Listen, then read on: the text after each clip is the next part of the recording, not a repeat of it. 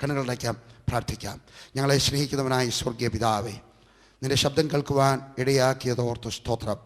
കർത്താവെ, നല്ല ഒരു സാക്ഷ്യം കേട്ടു. ഒരു കുഷ്ഠരോഗത്തിൽ നിന്നൊരു മനുഷ്യന് സൗഖ്യം കൊടുത്തു. കർത്താവായ യേശുവാണ് അത് ചെയ്തത്. നിനക്കായിരം സ്തോത്രം. ഇന്ന് ഞാനും പ്രാർത്ഥിക്കുന്നു, ഇവിടെ ഇരിക്കുന്ന കുഷ്ഠരോഗികൾ ആരെങ്കിലും ഉണ്ടെങ്കിൽ, മനസ്സിനകത്തെ കുഷ്ഠം, സ്വഭാവത്തിനകത്തെ കുഷ്ഠം, ശരീരത്തിനകത്തെ കുഷ്ഠം, തലച്ചോറിനകത്തെ കുഷ്ഠം, കർത്താവെ ഏതെങ്കിലും കുഷ്ഠരോഗികൾ ഉണ്ടെങ്കിൽ ഇന്ന് അവർ സൗഖ്യമായി തീരുവാൻ സ്വർഗത്തിലെ ദൈവത്തിന് പ്രസാദം തോന്നണമേ. എൻ്റെ ഈ വീഡിയോ ടേപ്പ് കേൾക്കുന്നവർ, കർത്താവെ സൗഖ്യമായി തീരണമേ, അനുഗ്രഹം പ്രാപിക്കണമേ, ദൈവത്തോട് അടുക്കണമേ, കർത്താവായ യേശുവിൻ്റെ നാമത്തിൽ തന്നെ ആമേൻ. കർത്താവ് ഇതിൻ്റെ കുഞ്ഞുങ്ങൾ കൊടുത്ത സ്തോത്ര കാഴ്ചയ്ക്കായിട്ട് സ്തോത്രം. അതിനെ നീ മൾട്ടിപ്ലൈ ചെയ്ത് അവർക്ക് മടക്കി കൊടുക്കണമേ എന്ന് പ്രാർത്ഥിക്കുന്നു. പ്രാർത്ഥന കേട്ടതോർത്ത് സ്തോത്രം, യേശുവിൻ്റെ നാമത്തിൽ ആമേൻ. ഇവിടെ വന്നിരിക്കുന്ന ബഹുമാനപ്പെട്ട അച്ഛന്, വേറെ പാസ്റ്റർമാർ, സകലർക്കും കർത്താവായ യേശു ക്രിസ്തുവിൻ്റെ നാമത്തിൽ വടക്കേ ഇന്ത്യയിൽ നിന്നും സ്നേഹവന്ദനം പറയുകയാണ്. ഇന്ന് ഞാൻ നിങ്ങളോട് പറയുവാൻ ആഗ്രഹിക്കുന്നത്, നമ്മുടെ യേശു ആരാണ്? അവൻ നമ്മുടെ രക്ഷകനാണ്. പലപ്പോഴും നമ്മൾ രക്ഷകൻ എന്ന വാക്ക് ഉപയോഗിക്കുന്ന സമയത്ത് നാം സാധാരണ മനസ്സിലാക്കുന്നത് നമ്മുടെ പാപത്തിൽ നമ്മളെ രക്ഷിക്കുന്നു. ശരിയാണ്, അവൻ നമ്മുടെ പാപത്തിൽ നിന്ന് രക്ഷിക്കുന്നു. ഇന്ന് ലോകത്തുള്ള സകല മനുഷ്യരും, രക്ഷിക്കപ്പെട്ടവരും രക്ഷിക്കപ്പെടാത്തവരും, സകലരും നിലവിളിക്കുന്ന ഒരു വാചകം, ഒരു പിടി വാചകങ്ങൾ വേദപുസ്തകത്തിൽ രേഖപ്പെടുത്തിയിട്ടുണ്ട്. വീണ്ടും പറയുന്നു, രക്ഷിക്കപ്പെട്ടവരും രക്ഷിക്കപ്പെടാത്തവരുമായിട്ടുള്ള സകല മനുഷ്യരും നിലവിളിക്കുന്നതായിട്ടുള്ള ഒരു വാചകം വേദപുസ്തകത്തിൽ രേഖപ്പെടുത്തിയിട്ടുണ്ട്. ഞാൻ വേദപുസ്തകം തുറന്ന് വായിക്കാൻ ആഗ്രഹിക്കുകയാണ്.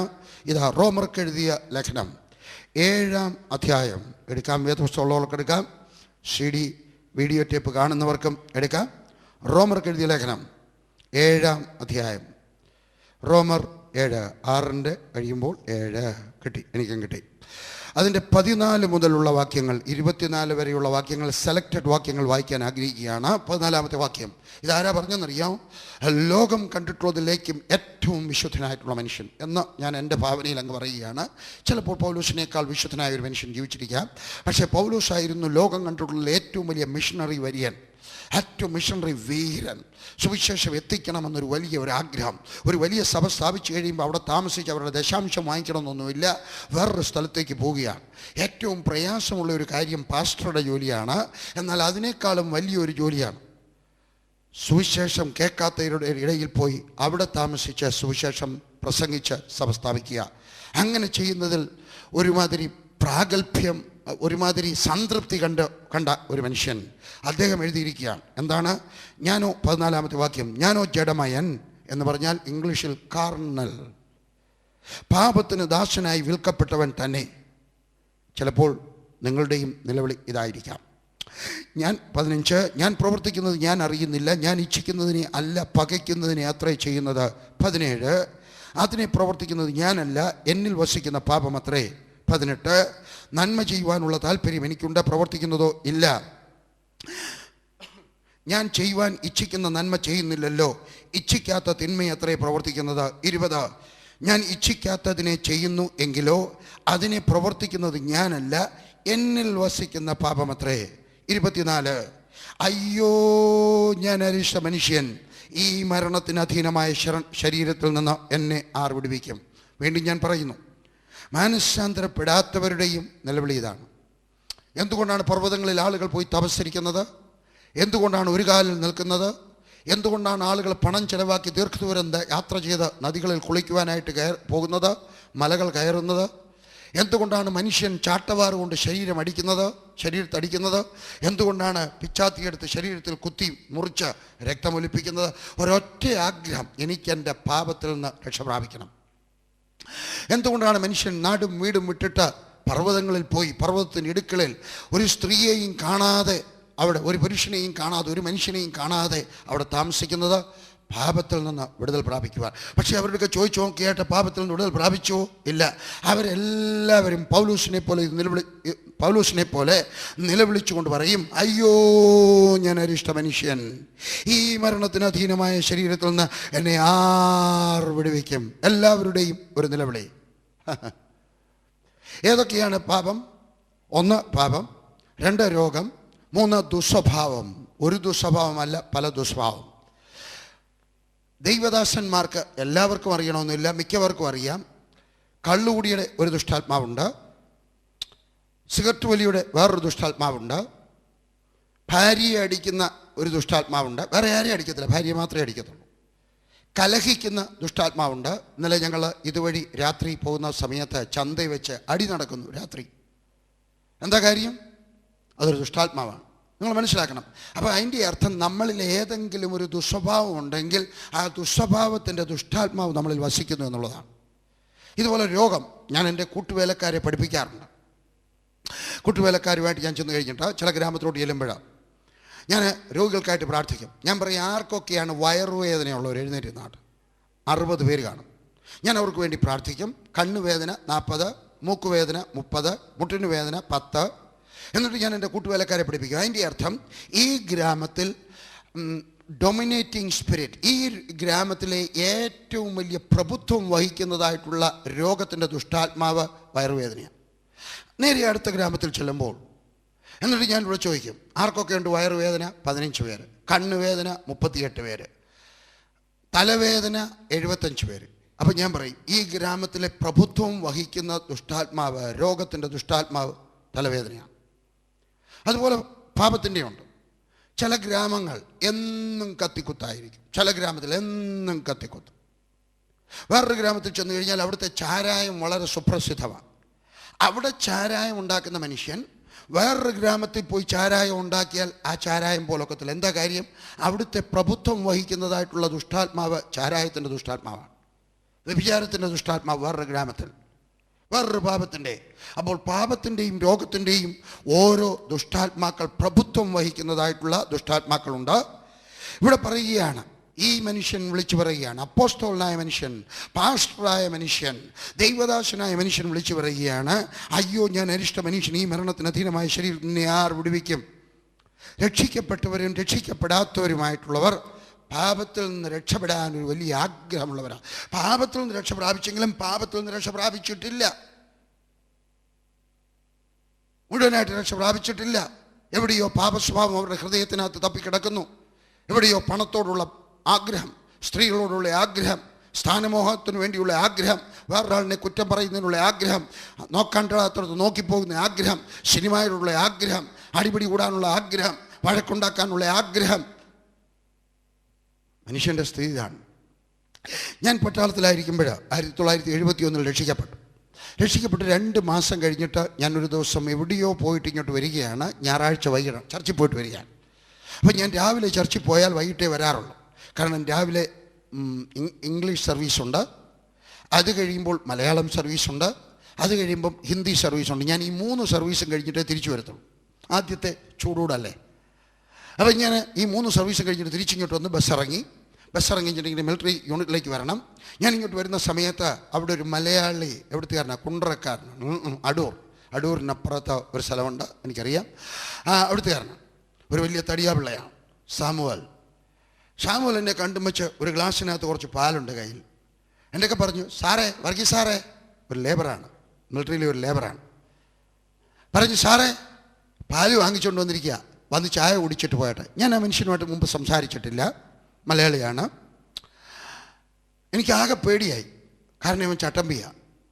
റോഡിലിറങ്ങി നിന്ന് കടയെല്ലാം അടയ്ക്കട എന്ന് പറഞ്ഞാൽ എല്ലാവരും പേടിച്ച് കടയടയ്ക്കും, അത്രയ്ക്ക് ചട്ടമ്പിയാണ്. അവനാ എന്നെ വീട്ടിലോട്ട് വിളിക്കുന്നത്. അതിനേക്കാൾ നല്ലത് വല്ല സിംഹത്തിൻ്റെ കൂട്ടിലോട്ടും കയറ്റി വിടുന്നതാണ്. അടിപിടി കൂടുന്നു. എനിക്ക് അടി വലിയ ഇഷ്ടമുള്ള കൂട്ടത്തിലല്ല. അവൻ പറയാം, സാറേ ഇങ്ങോട്ട് വന്ന്. ഞാൻ പറഞ്ഞു, ഇല്ല കേട്ടോ, എനിക്ക് ചെന്നിട്ട് നാളെ രാവിലെ തിങ്കളാഴ്ചയല്ലയോ, ഷൂസൊക്കെ പോളിഷ് ചെയ്യണം. പട്ടാളത്തിൽ തിങ്കളാഴ്ച എല്ലാവരും കുറച്ച് ടിപ്പ് ടോപ്പായിട്ട് ചെയ്യണമെന്നാ. ബെൽറ്റ് പോളിഷ് ചെയ്യണം, ബൂട്ട് പോളിഷ് ചെയ്യണം. അതുകൊണ്ട് ഞാനങ്ങോട്ട് അല്ലല്ല, ചായ വെള്ളം അടുപ്പത്ത് വെച്ചിരിക്കുക. അതിന് കടയുടെ പുറകില്ല അവൻ്റെ വീട്. വെള്ളം അടുപ്പത്ത് വെച്ചിരിക്കുകയാണ്. സാറ് വന്ന് കുടിച്ചിട്ട് അങ്ങ് പോയി. ഞാൻ പറഞ്ഞു, ഇല്ല സാമുവലെ കേട്ടോ, ഞാനങ്ങ് പോട്ടെ. അല്ലല്ല സാറ് പോരെന്ന് പറഞ്ഞാൽ അവനാ വിളിക്കുന്നത്, പോകാതിരിക്കാനൊക്കെ. ഞാൻ പറഞ്ഞു, വരാം. ഞാൻ മുറിയിലോട്ട് ചെന്നു. അവൻ നല്ലതുപോലെ പാലൊഴിച്ച്, എനിക്കിപ്പോഴും ആ പാലൊഴിച്ച ചായയുടെ നിറം ഓർമ്മയുണ്ട്. ഒരു ഗ്ലാസ് നിറച്ച് ചായ എടുത്ത് കയ്യിലോട്ട് തന്നിട്ട് അവൻ പൊട്ടിക്കരയാൻ തുടങ്ങി. ഈ തടിയാപിള്ള റോഡിലിറങ്ങി അടയ്ക്ക് കടയെല്ലാം എന്ന് പറഞ്ഞാൽ എല്ലാ കടകളും അടയ്ക്കുന്നതായിട്ടുള്ള അസഭ്യം പറയുന്ന, ഏത് മലയാളത്തിൽ പറയണം എനിക്കറിഞ്ഞൂടാ, അടിപിടിക്കാരൻ, ചട്ടമ്പി. അവൻ കരയുക. ഞാൻ ചോദിച്ചു, എന്താ സമൂല കരയുന്നേ? പറഞ്ഞു, ഞാനൊരു പാപിയാണ്, നിങ്ങളൊക്കെ രക്ഷിക്കപ്പെട്ടു, നിങ്ങളുടെ കൂട്ടൊന്നായിത്തീരാൻ ഒരാഗ്രഹം. രക്ഷിക്കപ്പെടാത്തവൻ്റെയും രക്ഷിക്കപ്പെട്ടവൻ്റെയും ഉള്ളിലെ ഒരു നിലവിളിയാണ്. എന്താണ്? അയ്യോ, ഞാൻ അരിഷ്ട മനുഷ്യൻ, ഈ മരണത്തിന്. പാപത്തിൽ നിന്ന് രക്ഷിക്കപ്പെടാത്തവന് മൊത്തം പാപത്തിൽ നിന്ന് രക്ഷപ്പെടാൻ ഒരാഗ്രഹം. എന്നാൽ രക്ഷിക്കപ്പെട്ടവന് അവൻ്റെ ചില പാപ സ്വഭാവങ്ങളിൽ നിന്ന്, ചില രോഗങ്ങളിൽ നിന്ന്, ചില കഷ്ടതകളിൽ നിന്ന്, ചില പ്രയാസങ്ങളിൽ നിന്ന് രക്ഷപ്പെടാൻ ഒരാഗ്രഹം. നിങ്ങളും ഏതെങ്കിലും ദുസ്വഭാവത്തിൽ നിന്നോ, ഏതെങ്കിലും പ്രയാസത്തിൽ നിന്നോ, ഏതെങ്കിലും രോഗത്തിൽ നിന്നോ, ഏതെങ്കിലും കഷ്ടതയിൽ നിന്ന് വിടുതൽ പ്രാപിക്കുവാനുള്ള ആഗ്രഹത്തോട് വന്നിരിക്കുകയാണോ? ഇതാ 2-3 വാക്യങ്ങൾ ശ്രദ്ധിച്ചാട്ട്. റോമർക്ക് എഴുതിയ ലേഖനം 8-ാം അധ്യായം അതിൻ്റെ 1-ാമത്തെ വാക്യം. അതുകൊണ്ട് ഇപ്പോൾ ക്രിസ്തുയേശുവിലുള്ളവർക്ക് ഒരു ശിക്ഷാവിധിയുമില്ല. Therefore now, ഇപ്പോൾ, അതുകൊണ്ട് ഇപ്പോൾ, എപ്പോൾ? ക്രിസ്തുവിലുള്ളവർക്ക് ശിക്ഷാവിധിയില്ല. പാപത്തിൽ നിന്ന് രക്ഷപ്പെട്ടു, പാപത്തിൻ്റെ ശാപത്തിൽ നിന്ന് രക്ഷപ്പെട്ടു എന്ന് പറഞ്ഞാൽ ഇനി നരകത്തിൽ പോകേണ്ട ആവശ്യമില്ല. നല്ല കാര്യം, രക്ഷിക്കപ്പെട്ടു. ചോദ്യം ചോദിക്കാൻ പോവാ, രക്ഷിക്കപ്പെട്ടതാണോ? ഇല്ല എങ്കിൽ ഇന്ന് രക്ഷിക്കപ്പെട്ടിട്ടേ പോകാവൂ. യേശുവിനോട് പറയണം, കർത്താവായ യേശുവേ, എൻ്റെ ഹൃദയത്തിലേക്ക് വരണമേ. ഞാൻ അത്ഭുതങ്ങൾ കാണുന്ന മനുഷ്യനാണ്. കുഷ്ഠരോഗി സൗഖ്യമായി, എയ്ഡ്സുകാരൻ സൗഖ്യമായി, ഹാർട്ടിൻ്റെ വാൽവില്ലാത്തവന് ഹാർട്ടിൻ്റെ വാൽവുണ്ടാകുന്നു, പൈശാചിക ശക്തികൾ മാറി. ഞാൻ എല്ലാ അത്ഭുതങ്ങളും കാണുന്ന കൂട്ടത്തിലാണ്. എന്നാൽ ഞാൻ കണ്ടിട്ടുള്ളതിലേക്കും ഏറ്റവും വലിയ അത്ഭുതം ഒരു കുഷ്ഠരോഗി സൗഖ്യമാകുന്നതല്ല, ഒരു എയ്ഡ്സ് രോഗി സൗഖ്യമാകുന്നതല്ല, മാറാത്ത തലവേദന മാറുന്നതല്ല, കുഞ്ഞുങ്ങളില്ലാത്തവർക്ക് കുഞ്ഞുങ്ങൾ ഉണ്ടാകുന്നതല്ല, കാലിന് നീളം കൂടുന്നതല്ല. പിന്നെയോ ഏറ്റവും വലിയ അത്ഭുതം ഒരു പാപിയുടെ മാനസാന്തരമാണ്. അതാണ് ഏറ്റവും വലിയ അത്ഭുതം. നിങ്ങൾ ഇന്ന് വരെ രക്ഷിക്കപ്പെട്ടിട്ടില്ല എങ്കിൽ, ഇന്ന് എൻ്റെ വിഷയം അതല്ല. ഇന്നത്തെ എൻ്റെ വിഷയം ദുസ്വഭാവങ്ങളിൽ നിന്നുള്ള വിടുതൽ, ഒരു രക്ഷിക്കപ്പെട്ട ദൈവപൈതലുടെ വിടുതൽ എന്നുള്ളതാണ്. എങ്കിലും ഞാൻ പറയട്ടെ, നിങ്ങൾ രക്ഷിക്കപ്പെട്ടതല്ല എങ്കിൽ ഞാൻ നിങ്ങളോട് പറയുകയാണ്, ഇന്ന് മീറ്റിംഗ് കഴിഞ്ഞിട്ട് മടങ്ങിപ്പോകരുത്, ഇവിടെ നിൽക്കണം. ഞങ്ങളോട് ആരോടെങ്കിലും സംസാരിക്കണം. പരിപൂർണമായിട്ട് രക്ഷിക്കപ്പെട്ടു എന്നുള്ള ബോധ്യത്തോടെ മടങ്ങിപ്പോകണം. അതുകൊണ്ട് ക്രിസ്തുവിലേശുവിലുള്ളവർക്ക് ഇനി ന്യായവിധിയില്ല. പക്ഷേ ക്രിസ്തു യേശുവിൽ വന്നതിന് ശേഷവും, ഞാൻ മനസ്സാന്തരപ്പെട്ടതിന് ശേഷം 2 പ്രാവശ്യം, ഉപദേശിയായതിനു ശേഷം 2 പ്രാവശ്യം ഭാര്യ അടിച്ചിട്ടുണ്ട്. 2 പ്രാവശ്യം. എന്നായിരുന്നു? ഒരിക്കൽ പത്താംകോട്ട് വെച്ച്, 2 പ്രാവശ്യം പത്താംകോട്ട് വെച്ചാണ്. 1978-79, ഒന്ന് 1982. 2 പ്രാവശ്യം വരെ ഭാര്യ അടിക്കാൻ ഇഷ്ടമുണ്ടായിട്ട് അടിച്ചതല്ല, പെട്ടെന്ന് മുൻകോപം വന്ന് അടിച്ചു പോയതാണ്. അടിച്ചു കഴിഞ്ഞപ്പോൾ ഓർമ്മ വരുന്നത് ഇത് ചെയ്യാൻ പാടില്ലായിരുന്നു. മുൻകോപം എൻ്റെ ബലഹീനതയായിരുന്നു. ഇന്നും പരിപൂർണമായി വിടുതൽ പ്രാപിച്ചെന്ന് ഞാൻ വിശ്വസിക്കുന്നില്ല. എങ്കിലും പിന്നീട് പറയാം. അതുപോലെ എനിക്ക് വേറെ ചില ദുസ്വഭാവങ്ങളൊക്കെ ഉണ്ടായിരുന്നു. എന്നാൽ ഇതാ വേറൊരു വാക്യം ശ്രദ്ധിച്ചാട്ടെ. 1 യോഹന്നാൻ 4-ാം അധ്യായത്തിൻ്റെ 4-ാം വാക്യം എല്ലാവർക്കും കാണാതെ അറിയാമെന്ന് വിശ്വസിക്കുന്നു. കാണാതെ അറിയാൻ വയ്യാത്തവരെ കാണാതെ പഠിക്കണം. 1 യോഹന്നാൻ 4-ാം അധ്യായത്തിൻ്റെ 4-ാം വാക്യത്തിൻ്റെ 2-ാമത്തെ ഭാഗം, വളരെ സുന്ദരമായ വാക്യം. പരമാർത്ഥം വിളിച്ചു പറയുന്ന, വേദപുസ്തകത്തിൻ്റെ പരമാർത്ഥം വിളിച്ചു പറയുന്ന ഒരു വാക്യം. നിങ്ങളിലുള്ളവൻ ഈ ലോകത്തിലുള്ളവനേക്കാൾ വലിയവനല്ലോ. നിങ്ങളിലുള്ളവൻ, യേശു നിങ്ങളുടെ ഹൃദയത്തിൽ വന്നു കഴിഞ്ഞാൽ ഈ ലോകത്തിലുള്ളവനേക്കാൾ വലിയവനാണ്. ഞാൻ രക്ഷിക്കപ്പെട്ട് കഴിഞ്ഞിട്ട് സിനിമാ പാട്ട് പാടുമായിരുന്നു. സിനിമാ പാട്ട് എപ്പോഴും പാടുന്നതല്ല, ചുമ്മാ ഒക്കെ ഇരിക്കുമ്പോൾ നല്ല പാട്ട്, ചീത്ത പാട്ടൊന്നും പാടത്തില്ല. അപ്പോൾ ഒരു ദിവസം ഞാനിങ്ങനെ വെളിയിലോട്ട് പോവുകയാണ്. പോയിക്കൊണ്ടിരിക്കുമ്പോൾ ഒരു പാട്ട് പാടി, പണ്ട് പഠിച്ച ഒരു പാട്ടാണ്. അന്നത്തെ കാലത്ത് ഒരു ഹിറ്റ് സോങ്ങാണ്. സൗസാൽ പഹലെ മുജെ തുംസെ പ്യാർ ഥാ, 100 വർഷം മുമ്പ് എനിക്ക് നിന്നോട് സ്നേഹമായിരുന്നു. അതും പാടിക്കൊണ്ട് ഞാനിങ്ങനെ അങ്ങോട്ട് പോവുകയാണ്. പോയപ്പോഴാണ് പെട്ടെന്ന് ഞാൻ പാടിയപ്പോഴാണ് എൻ്റെ അകത്തു നിന്നൊരു ശബ്ദം, വർഗീസ് ഇത് എനിക്ക് ഇഷ്ടമല്ല. എനിക്ക് മനസ്സിലായില്ല. ഞാൻ തിരിച്ചു വന്നിട്ട് എൻ്റെ ഭാര്യ എടുക്കുക ചോദിച്ചു, ലില്ലി അടുക്കളയിൽ നിന്ന് ഉപ്പുമാവ് ഉണ്ടാക്കിക്കൊണ്ടിരിക്കുക. ഞാൻ ചോദിച്ചു, ലില്ലി സിനിമ പാട്ട് പാടുന്നത് തെറ്റാണോ? കാരണം എനിക്ക് വലിയ പിടിയില്ല വേദവസ്തുവായിട്ട്. എൻ്റെ ഭാര്യ മർത്തോമക്കാരിയാണ്, ഞാൻ ഓർത്തഡോക്സുകാരാണ്. വേദവസ്തുവായിട്ട് യാതൊരു വലിയ പിടിയൊന്നുമില്ല. അപ്പോൾ എൻ്റെ ഭാര്യയ്ക്ക് കുറച്ചുകൂടെ വേദവസ്തു അറിയാം, അവരുടെ ഫാമിലി ബാക്ക്ഗ്രൗണ്ട് അങ്ങനെയാണ്. അതിൻ്റെയൊക്കെ പറഞ്ഞു, ഇല്ല അങ്ങനെയൊന്നുമില്ല, നല്ല പാട്ടൊക്കെ പാടാം. നല്ല മർത്തോമക്കാരിയാണ്. എനിക്കൊരു സഭക്കാരോടും പിണക്കമുണ്ട കൂട്ടത്തിലല്ല കേട്ടോ. ഞാൻ മാനസാന്തരപ്പെട്ട എല്ലാവരും ഒരുപോലെ സ്നേഹിക്കുന്ന കൂട്ടത്തിലാണ്. അപ്പം ഞാൻ പറഞ്ഞു, ഇതൊരു നല്ല പാട്ടാണ്, ചീത്തപ്പാട്ടൊന്നുമല്ല. 100 വർഷം മുമ്പ് എനിക്ക് ഇതിനോട് സ്നേഹമായിരുന്നു. എൻ്റെ ഭാര്യ ഓർത്ത് അങ്ങ് പറഞ്ഞാലും മതിയല്ലോ. അതുകൊണ്ട് ഞാൻ 2ാമതും അങ്ങോട്ട് പോയി. 100 വർഷം മുമ്പേ എനിക്ക് നിന്നോട്. വീണ്ടും ആ ശബ്ദം കേട്ടു, വർഗീസ് ഏതെനിക്ക് ഇഷ്ടമല്ല. എനിക്ക് മനസ്സിലായി ഇതാരാ എന്നോട് സംസാരിക്കുന്നത്. ഞാൻ തിരിച്ചു വന്നിട്ട് ലില്ലിയോട് പറഞ്ഞു, ലില്ലി ഇനി മേലാൽ ഞാൻ സിനിമ പാട്ട് പാടത്തില്ല.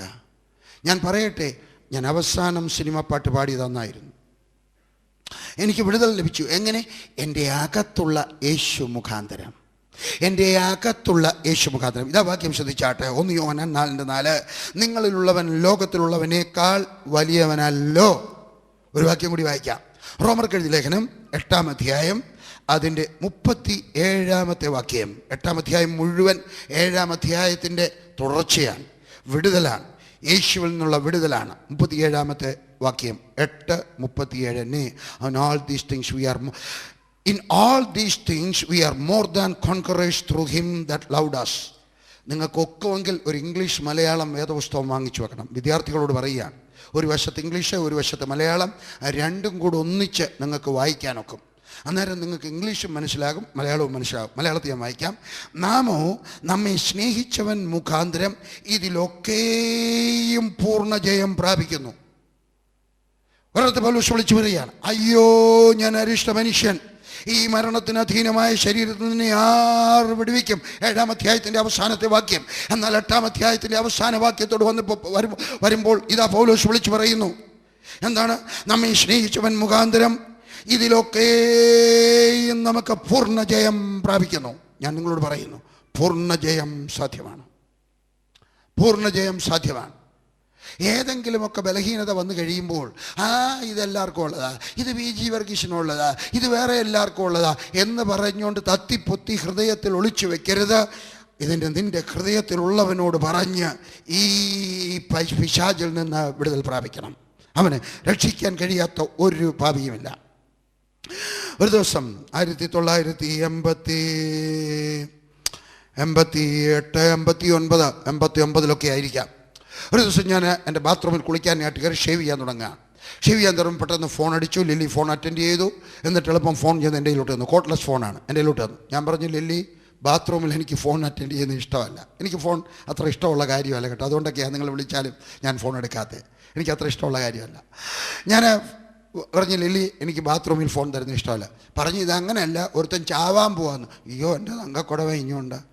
ഞാൻ എടുത്തു വെച്ച് പറഞ്ഞു, PG പ്രൈസ് ഗോഡ് വർഗീസ്. അപ്പുറത്തു നിന്നൊരു ശബ്ദം, this is Ramachandra Iyer speaking. സുന്ദരമായ തമിഴ് ഇംഗ്ലീഷ്. എന്നൊക്കെ പറഞ്ഞു, this is Ramachandra Iyer speaking. ഞാൻ പറഞ്ഞു, yes, what can I do for you? പറഞ്ഞു, നോക്കിയാൽ എനിക്കിപ്പം നിങ്ങളെ കാണണം. ഞാൻ പറഞ്ഞു, ഇന്ന് എന്തായാലും ഒക്കത്തില്ല, ധൃതിയ നാളെ കാണാം. അയാൾ പറഞ്ഞു, ഞാൻ സൈനൈഡ് എടുത്ത് സിറിഞ്ചിനകത്ത് നിറച്ച് വെച്ച് കയ്യെ കുത്തി വെക്കാൻ പോവാ. ഒന്നുകിൽ ഇപ്പം കാണണം, അല്ലെങ്കിൽ ഞാൻ ചാവാൻ പോവാ. ഞാൻ പറഞ്ഞു, തങ്കക്കുടമേ ചാകല്ലേ, ഇഞ്ഞു പോരെ. ഞാൻ ചോദിച്ചു, എന്ത് സമയം എടുക്കും? പറഞ്ഞു, 3 മിനിറ്റ് എടുക്കും. ഞാൻ നിങ്ങളുടെ വീടിനടുക്കലാണ് താമസിക്കുന്നത്. ഞാൻ എളുപ്പം ഷർട്ടിന് എടുത്തിട്ടു. ഞാൻ വെളിയിൽ വന്ന് കസേരയിൽ അവിടെ ഇരുന്നു. പത്രം എടുക്കുന്നതിന് മുമ്പ് ഒരു മനുഷ്യൻ ഓടി ഇങ്ങോട്ട് വന്നിട്ട് ബെല്ലടിച്ചു. ആരാണ്ട് ചെന്ന് കഥ തുറന്നു കൊടുത്തു. ഈ മനുഷ്യൻ നോക്കിയപ്പോൾ ഞാനവിടെ കസേര ഇരിക്കുക. അയാൾ ഓടി വന്ന് എൻ്റെ കാലിലോട്ട് കെട്ടിപ്പിടിച്ച് എൻ്റെ താഴോട്ട് അങ്ങ് വീണിട്ട് പറഞ്ഞു, you have to help me, you have to save me. ഞാൻ പറഞ്ഞു, ഇരിക്കുക, കാര്യം പറ, എവിടോട്ട് ഇരിക്കുക. അയാൾ അവിടെ ഇരുന്നുകൊണ്ട് എൻ്റെ കാലിൽ പിടിച്ചുകൊണ്ട് ആ താഴെ മുട്ടുകുത്തിക്കൊണ്ട് എന്തൊക്കെ പറഞ്ഞു. ഞാൻ ഒരു അയ്യർ കുടുംബത്തിലെയാണ്, പട്ടർ കുടുംബത്തിലെയാണ്. ഇങ്ങനെയാണ് ആൾ പറഞ്ഞത്, നാം പട്ടർ കുടുംബത്തിൽ വന്നിരിക്കുന്നത്. എന്നിട്ട് ബ്യൂട്ടിഫുൾ ഇംഗ്ലീഷിൽ സംസാരിക്കുകയാണ്. പഴയ കാലത്ത് BA പാസ്സായത്, നല്ലൊരു ജോലി ഉണ്ടായിരുന്നു, വിവാഹിതനായി. അപ്പോഴാണ് കൂട്ടുകാരിൽ നിന്ന് കഞ്ചാവ് അടിക്കാൻ പഠിച്ചത്. കഞ്ചാവ് അടിച്ചു, പിന്നെ അതിന് പൈസ തികയാതായി ഭാര്യയുടെ കെട്ടുതാലി വിറ്റു. അയാൾ പറഞ്ഞ വാക്കുകൾ എനിക്ക് ഇപ്പോഴും ഓർമ്മയുണ്ട്. മംഗൾസൂത്രം വിറ്റു. എന്നിട്ട് വീട്ടിലെ വെങ്കലപാത്രം കൊണ്ടുപോയി വിറ്റു. അദ്ദേഹത്തിൻ്റെ ഭാഷയാണ് ഞാൻ ഉപയോഗിക്കുന്നത്. വെങ്കലപാത്രങ്ങൾ കൊണ്ടുപോയി വിറ്റു. അവസാനം വിൽക്കാനൊന്നുമില്ലാതെ വന്നപ്പോൾ 18 വയസ്സുള്ള മകളെ വിറ്റു. എന്നൊക്കെ കരഞ്ഞുകൊണ്ട് പറയുകയാണ്. രണ്ടാമത്തെ മകളെ വിൽക്കാൻ ശ്രമിച്ചപ്പോൾ ഭാര്യ എതിർത്തു. ഭാര്യയ്ക്ക് കരണക്കുറ്റിക്ക് നോക്കി ഒരടി കൊടുത്തു, ചെവി പൊട്ടിപ്പോയി. അവസാനം ആത്മഹത്യ ചെയ്യാനായിട്ട് ജനലിൽ കെട്ടിത്തൂങ്ങി, ഫാനിൽ കെട്ടിത്തൂങ്ങി. കാലിട്ടടിച്ചപ്പോൾ ജനലിലടിച്ചു. അടുത്ത വീട്ടിലെ ഒരു പെൺകുട്ടി വന്ന് ജനൽ തുറന്ന് നോക്കിയപ്പോൾ നാണ്ടാ കിടന്നൊരുത്തം വിളിക്കുന്നു. വിളിച്ചു.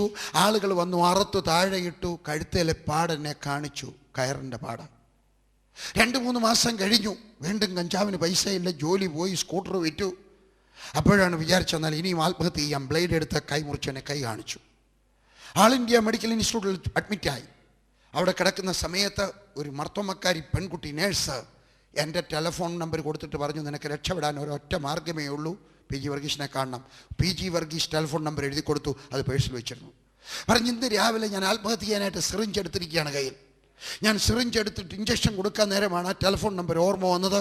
ഞാൻ എടുത്തിട്ട് ഫോൺ ചെയ്ത് വിളിക്കുകയാണ്, U have to help me. ഞാൻ പറഞ്ഞു, I am sorry, I cannot help you, but I can introduce somebody who can help you. His name is Jesus. ആ മനുഷ്യൻ യേശു ക്രിസ്തുവിനെ രക്ഷിതാവായി സ്വീകരിച്ചു. ഇന്ന് അദ്ദേഹം യേശുവിനെ രക്ഷിതാവായി സ്വീകരിച്ച ഒരു ദൈവവേദനായിട്ട് ജീവിക്കുകയാണ്. അദ്ദേഹം അവരുടെ സെൽ ഗ്രൂപ്പിൽ, മെത്തഡിസ്റ്റ് ചർച്ചിലാണ് പോകുന്നത്, സെൽ ഗ്രൂപ്പിൽ അദ്ദേഹത്തിൻ്റെ ഭാര്യയും കൊണ്ടുപോയി. അവിടെയുള്ള ആ സെൽ ഗ്രൂപ്പുകാരെല്ലാം കൂടെ അദ്ദേഹത്തിൻ്റെ ഭാര്യയ്ക്കായിട്ട് പ്രാർത്ഥിച്ചപ്പം അവിടെ ചെവി സൗഖ്യമായി. വിറ്റ മകൾ തിരികെ വന്നു, വീട്ടിൽ നിന്ന് ഇറങ്ങിപ്പോയ മകൾ തിരികെ വന്നു. ഇന്ന് ഒരു സമാധാനമുള്ള ഒരു കുടുംബജീവിതം നയിക്കുന്നു. എന്തുകൊണ്ടാണ്? കാരണം എൻ്റെ യേശു ക്രിസ്തു നമ്മെ സ്നേഹിച്ചവൻ മുഖാന്തരം ഇതിലൊക്കെയും പൂർണ്ണ ജയം പ്രാപിക്കുന്നു. നിങ്ങൾ ഏതെങ്കിലും കാര്യത്തിനകത്ത് പൂർണ്ണ ജയം പ്രാപിച്ചിട്ടില്ല എങ്കിൽ ഞാൻ നിങ്ങളോട് അഭ്യർത്ഥിക്കുകയാണ്, ഇന്ന് ഈ യേശുവിൻ്റെ അടുക്കൽ വന്ന പൂർണ്ണ ജയം സകലത്തിലും, കഞ്ചാവിൽ നിന്ന്, കള്ളിൽ നിന്ന്, മദ്യപാനത്തിൽ നിന്ന്, ഭാര്യയെ തല്ലുന്നതിൽ നിന്ന്, അടിപിടിയിൽ നിന്ന്, രൂപ മോഷ്ടിക്കുന്നതിൽ നിന്ന്, കള്ളം പറയുന്നതിൽ നിന്ന്, കൈക്കൂലി വാങ്ങുന്നതിൽ, സകലത്തിൽ നിന്നും നിങ്ങൾക്ക് മോചനം പ്രാപിക്കാം. മൂന്നാമത്തെ തത്വം, എൻ്റെ യേശു ക്രിസ്തു, എൻ്റെ രക്ഷകനായ യേശു ക്രിസ്തു, അവൻ നിന്നെ സകല പാപത്തിൽ നിന്ന് രക്ഷിക്കും. ഒരു പാപമല്ല, 1.5 പാപമല്ല, 2 പാപമല്ല. എൻ്റെ വിഷയം അതാണ്. പ്രിയപ്പെട്ട വിശ്വാസി, നീ ഒരിക്കലും നിൻ്റെ പകുതി വിടുതൽ കൊണ്ട് സന്തോഷിക്കരുത്. നിൻ്റെ മുഴുവൻ വിടുതൽ, പരിപൂർണമായിട്ടുള്ള വിടുതൽ ആഗ്രഹിക്കണം, പ്രാർത്ഥിക്കണം. 1 യോഹന്നാൻ 1:7 രണ്ടാമത്തെ ഭാഗം. 1 യോഹന്നാൻ 1:7. അവൻ്റെ പുത്രനായ യേശുവിൻ്റെ രക്തം നമ്മുടെ സകല പാപവും പോക്കി നമ്മെ ശുദ്ധീകരിക്കുന്നു. അവൻ്റെ പുത്രനായ യേശുവിൻ്റെ രക്തം, യേശുവിൻ്റെ രക്തം, യേശുവിൻ്റെ രക്തം, യേശുവിൻ്റെ രക്തം. നിൻ്റെ വിടുതൽ പൊന്നുകൊണ്ടല്ല, നിൻ്റെ വിടുതൽ വെള്ളി കൊണ്ടല്ല, നിൻ്റെ വിടുതൽ രൂപ കൊണ്ടല്ല, നിൻ്റെ വിടുതൽ മല കയറുന്നത് കൊണ്ടല്ല, നിൻ്റെ വിടുതൽ വേറെ ഒന്നും കൊണ്ടല്ല. പിന്നെയോ കർത്താവ് യേശു ക്രിസ്തുവിൻ്റെ രക്തത്താൽ നിനക്ക് പരിപൂർണ്ണ വിടുതലുണ്ടാ. നിൻ്റെ സകല പാപത്തിൽ നിന്ന് നിനക്ക് വിടുതൽ കിട്ടും. ഞാൻ ആത്മാർത്ഥമായിട്ട് വിശ്വസിക്കുന്നു. ഞാൻ കഴിഞ്ഞ ആഴ്ച ഈ വീഡിയോ എടുക്കുന്നവരുമായിട്ട് ഞാൻ കട്രായിലായിരുന്നു, കാശ്മീരിലായിരുന്നു. 10 ദിവസത്തിന് മുമ്പ് ഞാൻ എവിടെ ആയിരിക്കുന്ന സമയത്ത് ഞാൻ അവരുടെ അടുക്കൽ ഇങ്ങനെ പറഞ്ഞു. എൻ്റെ കൂടെ വന്ന ലീഡേഴ്സ് ഉണ്ടായിരുന്നു, 10-15 ലീഡേഴ്സ്. ഞാൻ അവരുടെ അടുക്ക പറഞ്ഞു, നിങ്ങൾ ഇവിടെ നിന്ന് നോക്കിയാൽ ഏതെല്ലാം വീട് നിങ്ങൾക്ക് കാണാമോ, ഈ പർവ്വതങ്ങൾ കാണുന്ന സകല വീടുകളും ഞാൻ കയറി ഇറങ്ങിപ്പോയിട്ടുണ്ട്. എല്ലായിടത്തും ഒരിക്കലല്ല, പല പ്രാവശ്യം പോയി ഞാൻ യേശുവിനെ പറ്റി പറഞ്ഞിട്ടുണ്ട്. എന്താ കാര്യമെന്നറിയാമോ? എൻ്റെ യേശു എൻ്റെ പാപത്തിൽ നിന്ന് അവൻ എന്നെ വിടുവിച്ചു. ഒരു പാപത്തിൽ നിന്നല്ല, അവൻ എൻ്റെ സകല പാപത്തിൽ നിന്നും വിടുവിച്ചു. ഞാൻ നിങ്ങളോട് പറയുന്നു, നിങ്ങളുടെ സകല പാപത്തിൽ നിന്നും നിങ്ങൾക്കൊരു ആവേശം ഉണ്ടാകണം, ഒരു ആഗ്രഹം ഉണ്ടാകണം, ഒരു ദാഹം ഉണ്ടാകണം. കർത്താവേ, എനിക്ക് വിടുതൽ തരണമേ. കർത്താവേ, എൻ്റെ സകല പാപത്തിൽ നിന്നും എന്നെ വിടുവിക്കണമേ. എൻ്റെ മുൻകോപത്തിൽ നിന്ന് വിടുവിക്കണമേ. നോക്കാൻ പാടില്ലാത്തത് നോക്കിപ്പോകുന്ന പാപത്തിൽ നിന്ന് വിടുവിക്കണമേ. കർത്താവേ, എൻ്റെ സകല പാപത്തിൽ നിന്നും എൻ്റെ യേശു ക്രിസ്തുവോ നിൻ്റെ സകല പാപത്തിൽ നിന്ന് നിന്നെ വിടുവിക്കും. 4-ാമത്തെ തത്വം, അവൻ നിൻ്റെ സകല രോഗത്തിൽ നിന്നും നിന്നെ വിടുവിക്കും. മത്തായി എഴുതിയ സുവിശേഷം 8-ാം അധ്യായം. പണ്ട് ബാഴ്സയിൽ വെച്ച് ഈ എൻ്റെ ഈ പ്രസംഗമാണ് കേട്ടത്. മത്തായി 8-ാം അധ്യായം 2-ാം വാക്യം. അപ്പോൾ അവൻ മലയിൽ നിന്ന് ഇറങ്ങി വന്നപ്പോൾ ഒരു കുഷ്ഠരോഗി വന്ന് അവനെ നമസ്കരിച്ചു. എന്ന് പറഞ്ഞാൽ തൊഴുതു എന്നല്ല, ആരാധിച്ചു. നിൻ്റെ വിടുതൽ ആരാധനയിലൂടെയാണ്. നിങ്ങൾ ആരാധനയിൽ ഒരു സന്തോഷം കണ്ടെത്തണം. ഞാൻ ഈ പറഞ്ഞത് ഞായറാഴ്ച രാവിലെ പോയി ആരാധിക്കണമെന്നല്ല. വാസ്തവത്തിൽ നീ ആരാധിക്കേണ്ടത് പള്ളിയിലല്ല, നീ ആരാധിക്കേണ്ടത് പ്രാർത്ഥനാലയത്തിലല്ല, നീ വാസ്തവത്തിൽ ആരാധിക്കേണ്ടത് നിൻ്റെ വീട്ടിലാണ്. അവിടെയാണ് നിൻ്റെ ആരാധന തുടങ്ങേണ്ടത്. ചോദിക്കാൻ പോവുക, വീട്ടിൽ ആരാധനയുണ്ടോ? വീട്ടിലാണ് ആരാധന തുടങ്ങേണ്ടത്. വീട്ടിൽ ആരാധിക്കണം. അവൻ ആരാധിച്ചു. ഞാൻ ഈ പറഞ്ഞത് രാവിലെയും വൈകിട്ടും കുടുംബ പ്രാർത്ഥന നടത്തുമ്പോഴുള്ള ആരാധന മാത്രമല്ല, നിൻ്റെ ജീവിതം തന്നെ ഒരു ആരാധനയുടെ തുടക്കമായിരിക്കട്ടെ. രാവിലെ ആരാധിക്കണം, ഉച്ചയ്ക്ക് ആരാധിക്കണം, ആഹാരം കഴിക്കുമ്പോൾ ആരാധിക്കണം, നടക്കുമ്പോൾ ആരാധിക്കണം, ബസ് കയറാൻ പോകുമ്പോൾ ആരാധിക്കണം, വെറുതെ ഇരിക്കുമ്പോൾ ആരാധിക്കണം, ടെലിവിഷന് മുമ്പിൽ ഇരുന്നുകൊണ്ട് ആരാധിക്കണം. ടെലിവിഷനകത്ത് ആരാധിക്കത്തക്ക പ്രോഗ്രാം കണ്ടെങ്കിലേ ആരാധിക്കാനൊക്കത്തുള്ളൂ, ഇല്ലയോ? ആരാണ്ടും കൂടെ തെങ്ങിന് ചുറ്റും ഓടുന്നത് കണ്ടുകൊണ്ടിരുന്ന ആരാധന വരിക ഇല്ല. ആരാധിക്കണം. നിൻ്റെ ജീവിതം ഒരാരാധനയായിരിക്കണം. ഞാൻ വെറുതെ വാചകം അടിക്കുകയല്ല. നിങ്ങൾ എന്നെ ശ്രദ്ധിച്ച് നോക്കിയാട്ടെ. ഞാൻ എവിടെയെങ്കിലും വെറുതെ നിൽക്കുന്നു ഒന്ന് ശ്രദ്ധിച്ച് നോക്കിയാട്ടെ. നിങ്ങൾ എന്നെ ബസ് സ്റ്റാൻഡിൽ വെച്ച് ശ്രദ്ധിച്ചാട്ടെ. എൻ്റെ വായിലൂടെ അന്യഭാഷ വന്നുകൊണ്ടിരിക്കും. ആരെല്ലാം നോക്കിയാലും അന്യഭാഷ വന്നുകൊണ്ടിരിക്കും. ഞാൻ എയർപോർട്ടിലൊക്കെ നിൽക്കുന്ന സമയത്ത്, പ്ലെയിനിലിരിക്കുന്ന സമയത്ത്, ട്രെയിനിനകത്തിരിക്കുന്ന സമയത്ത്, ബസ്സിനകത്തിരിക്കുന്ന സമയത്ത് എൻ്റെ അടുക്കലിരിക്കുന്നവരൊക്കെ നോക്കും ഞാൻ എന്തുവാ പെറുപിറുക്കുന്നതെന്ന്. നിനക്കറിയത്തില്ല, അറിയേണ്ടിയവൻ അറിയാം. ഞാൻ ആരാണ്ടോട് സംസാരിക്കുകയാണ്. നിങ്ങൾ എന്നെ വെറുതെ നിൽക്കുന്ന നോക്കിയാട്ട് ഞാനിങ്ങനെ കൈ ഉയർത്തിയൊക്കെ നിൽക്കാം. കാരണം ഞാൻ പഠിച്ചിട്ടുള്ള ഒരു കാര്യം, സ്തുതികളിൽ മേൽ വസിക്കുന്നവനായ ദൈവത്തിന് കുറച്ച് സ്തുതിയുടെ ഇഷ്ടിക പെറുക്കി വെച്ച് അവനെ ഉയരത്തിലാക്കി തീർക്കുവാൻ എനിക്ക് ആഗ്രഹമുണ്ട്. ഞാൻ അവനെ അങ്ങനെ സ്തുതിക്കുന്ന സമയത്ത്, ഞാൻ അങ്ങനെ ആരാധിക്കുന്ന സമയത്ത് അവൻ അറിയാതെ എന്നെ അനുഗ്രഹിച്ചു പോവുകയാണ്. അനുഗ്രഹിക്കപ്പെടണമെങ്കിൽ, വിടുതൽ പ്രാപിക്കണമെങ്കിൽ, രോഗശാന്തി വേണമെങ്കിൽ, നിനക്ക് എന്തെങ്കിലുമൊക്കെ വേണമെങ്കിൽ, വല്ലപ്പോഴും 10 രൂപ PG വർഗീസിന് അയച്ചു കൊടുത്താൽ, വല്ലപ്പോഴും 50 രൂപ വേറൊരു ഉപദേശിക്ക് അയച്ചു കൊടുത്താൽ, വല്ലപ്പോഴും പള്ളിയിൽ പോയാൽ രാവിലെയും വൈകിട്ടും പ്രാർത്ഥിച്ചാൽ പോരാ. നിന്റെ ജീവിതം തന്നെ ഒരു ആരാധനയായിട്ട് മാറട്ടെ. ഇവിടെ ഒരു കുഷ്ഠരോഗി യേശുവിനെ കണ്ടപ്പോൾ അവൻ്റെ അടുക്കൽ വന്ന് അവനെ ആരാധിച്ചു.